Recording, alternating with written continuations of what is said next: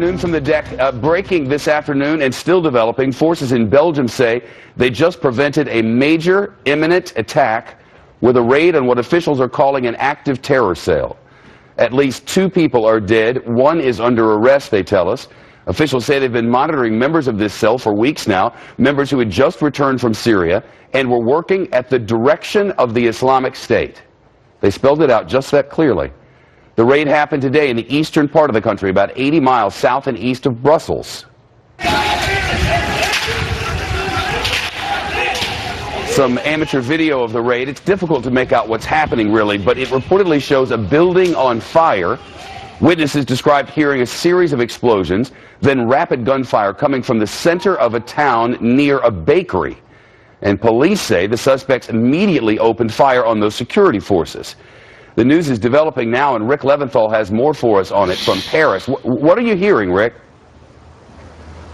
Well, we're hearing from Belgian authorities that police have been ordered to search a dozen locations of men who had just returned from Syria. They were told that there might be an imminent series of terror attacks, as you mentioned, on a grand scale, and so they sent counterterrorism teams into these different locations. And at that one location near the center of the town of Verviers, these suspects opened fire on police for several minutes, we're told, with heavy military-style weapons and handguns before authorities returned fire and killed at least 2 of them and seriously wounded another. No police casualties reported. All this going down just a few hundred feet from the central rail station. Again, these men reportedly radical jihadis. Now, the authorities there say there was no known connection to the Paris terror attacks, but we're hearing from other sources that there may be a connection between these men and another man in Belgium who turned himself into authorities within the last 24 hours, saying that he knew Ahmedi Koulibaly, the shooter of that kosher grocery store, and that man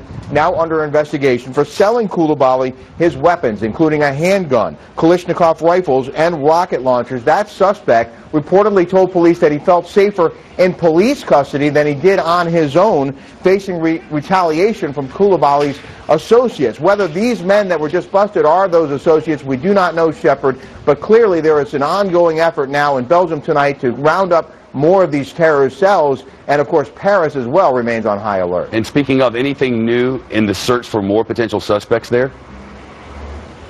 Well, we're hearing that there is an ongoing search now for a possible accomplice who may have driven Ahmedi Koulibaly to that kosher grocery last Friday before he opened fire inside that grocery. We know they've raided a home where he apparently rented and stashed a lot of weapons and had vehicles stashed at that home as well. We know that they're looking for a man who was accompanying Koulibaly's common-law wife to the airport in Madrid on this January 2nd. She then flew from Madrid to Istanbul, and then from Istanbul is believed to have gone into Syria. But they're looking for him, they're looking for her, they're looking for this possible accomplice, and another man who was seen driving her car around Paris over the last few days. And they say there may have been other members of that terror cell that they're still hunting for tonight. Rick Leventhal in Paris for us. We'll get back to him with breaking news.